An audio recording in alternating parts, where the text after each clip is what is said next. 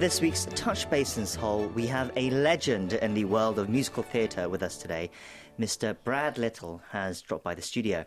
Throughout his career, he's appeared in beloved productions such as Cats, Jekyll and Hyde, and perhaps most famously, the Phantom of the Opera. He has in fact played the role of Phantom over 2,500 times, which is thought to be more than anyone else in the show's entire history.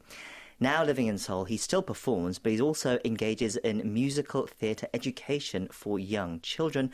Let's not waste any more time and bring him in now. Mr. Little, hello, and thank you for coming in today. Thanks for having me. Thank you. Well, that was quite the intro with legend. Well, you are. At least I'm a living legend. Yes, most certainly living legend. You have a huge fan base here in Korea as well. It's an honour to have you here. Well, thank you today for having me, really. You've established yourself quite a career over the years, but perhaps we should start with how you started. You, of course, were a budding young talent at some point. How did you get into becoming a musical actor? My family actually is, they're theater people. I don't even remember the first time I was on stage because I was probably an infant because my dad was a theater professor at a university. See. And so my life, and with my whole family, my brother was a theater major, sister was a theater major. I didn't major in theater. I went straight to New York and became an actor. So, yeah, it's been in my blood since I had blood. It's always been there, but then when did you become a musical actor as such? When did you discover your talent for singing? Well, actually, and I wanted to be a basketball player, but definitely my high notes were better than my jump shot, so I... Well, you have the height for it, certainly. Yeah, I did. I am tall, so I did have that advantage. But no, it was... I moved to New York at the age of 19, and my first real musical that I got paid for, it was like $80 a week, was playing Curly in Oklahoma.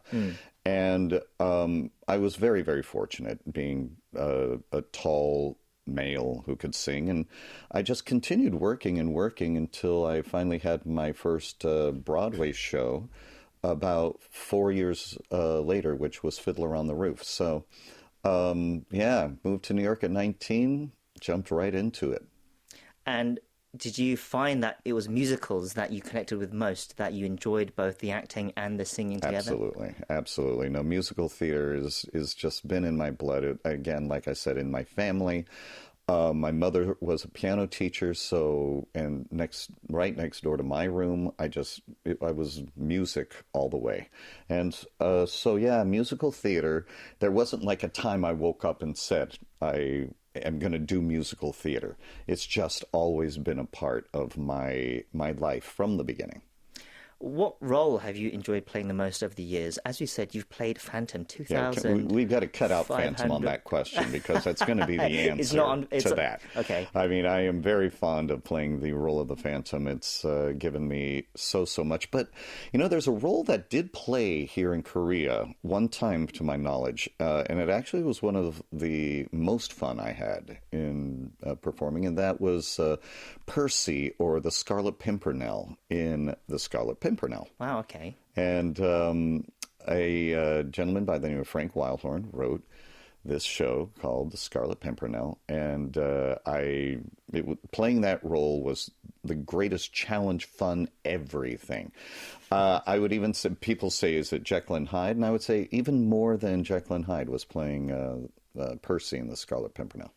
You mentioned there that this was in Korea that you had this performance.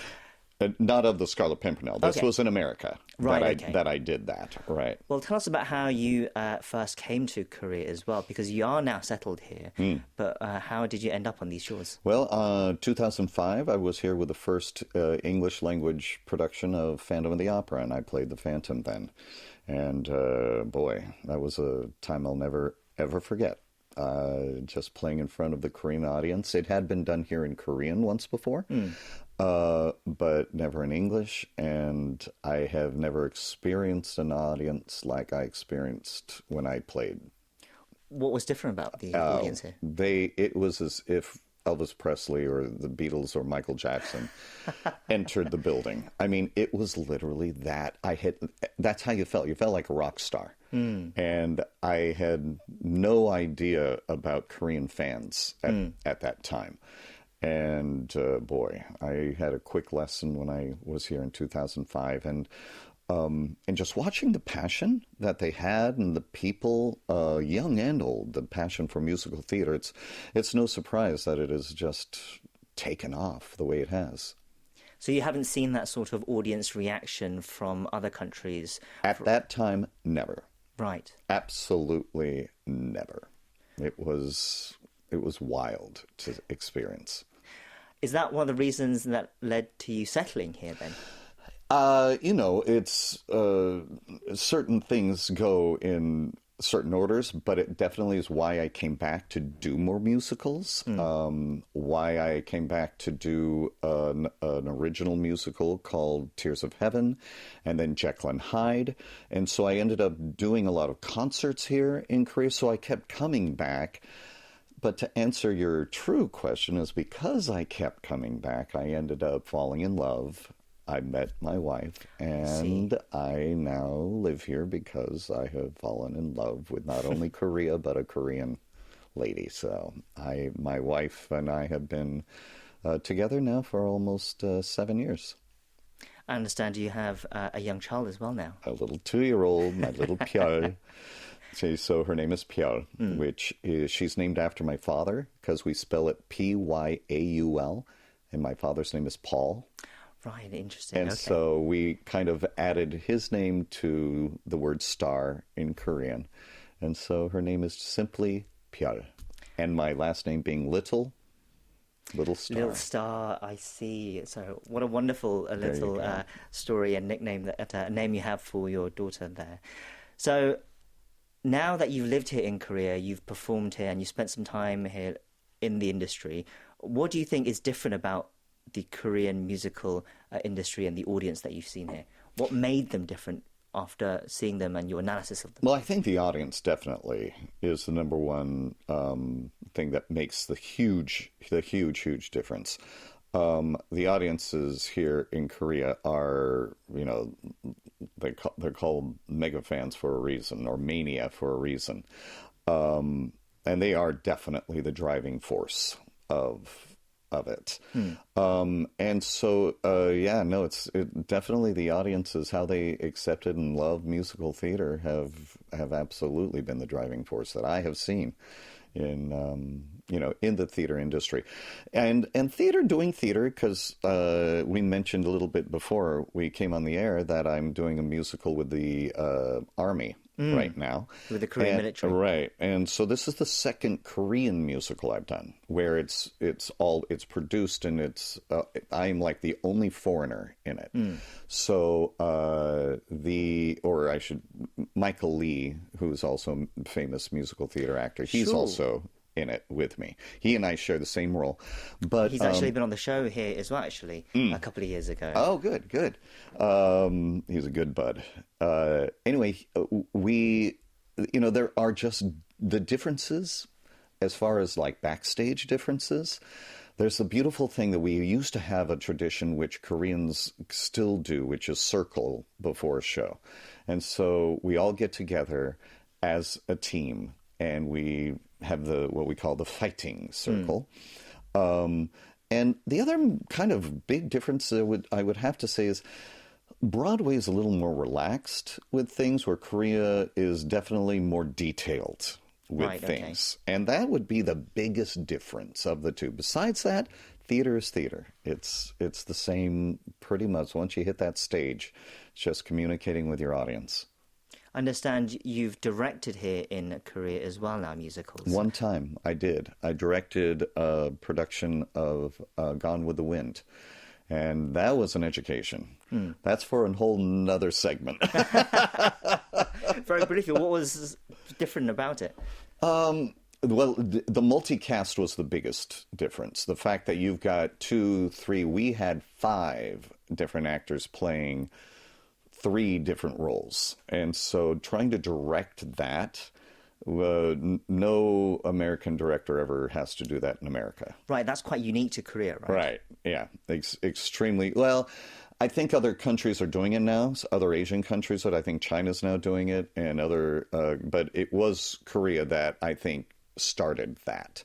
And so that was definitely the biggest challenge as far as directing a show. But besides that, you're directing a show.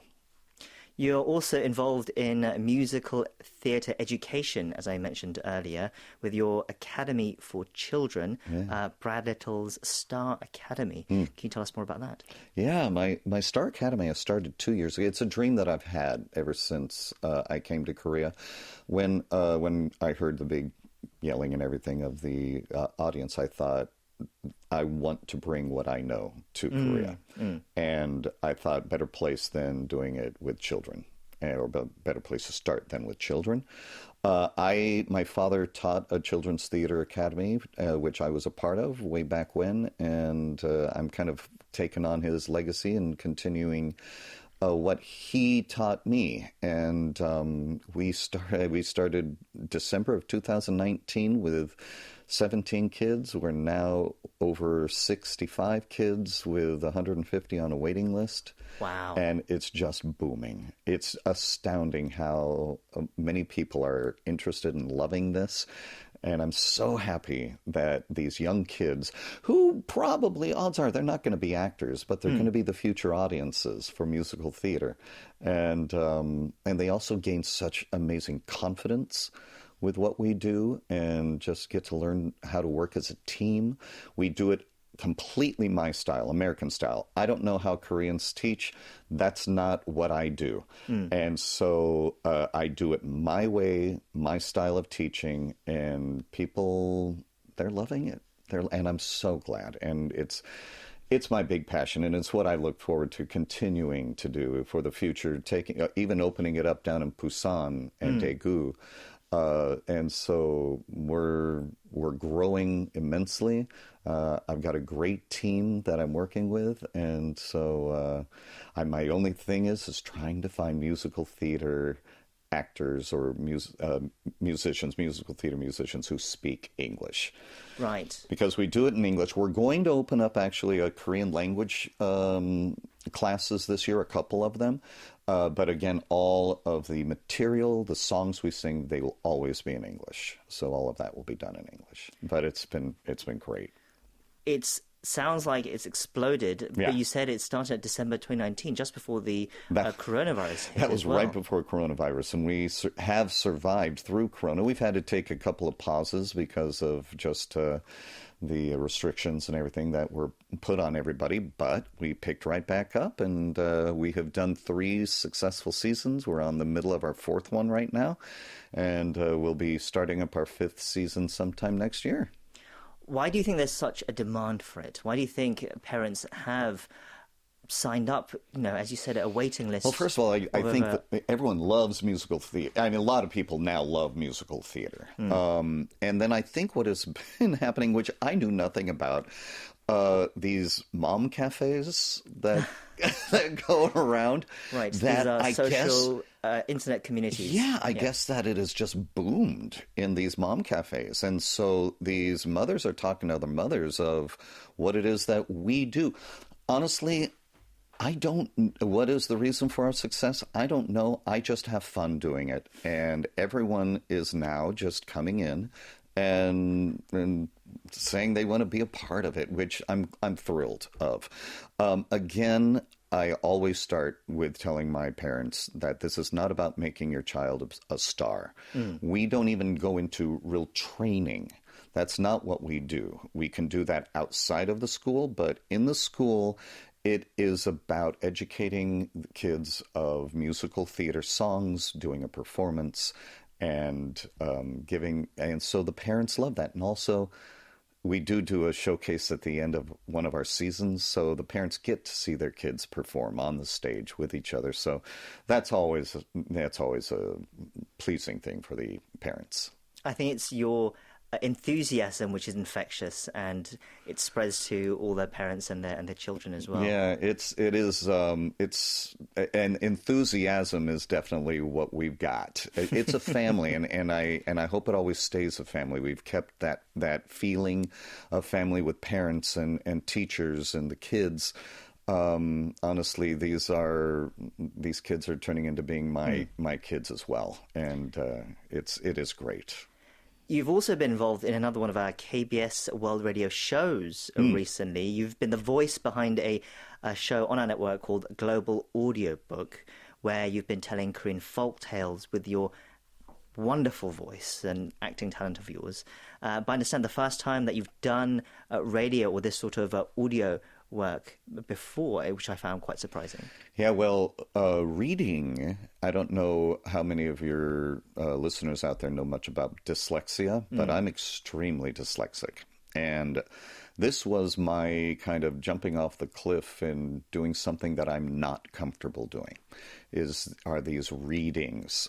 But I just have to say that KBS and my team has been absolutely amazing in making me feel comfortable. And I actually love the first day. I can't say I loved it. I was absolutely a nervous wreck. But since then, I look forward to it every time. I wish I could just do it nonstop. And learning about these Korean folk tales and fairy tales has been education. Some of them I have some questions about, but some of them are pretty awful in a way, in just the way of kind not of like awful grim in fairy stories, tales. but just awful in the fact of like the Fox sister, where this girl is going in and grabbing the livers of cows and eating the cow liver so that she can stay alive as a human when she's actually a fox.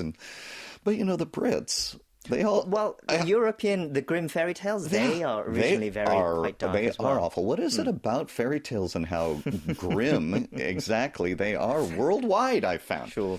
Well, I do recommend our listeners to check out our Global Audio Book program on KBS World Radio as well, especially for those with children, because despite some of the darker elements, it is a really wonderful series, and Mr. Little does an absolutely fantastic job. My daughter loves them, by the way. She does listen to them.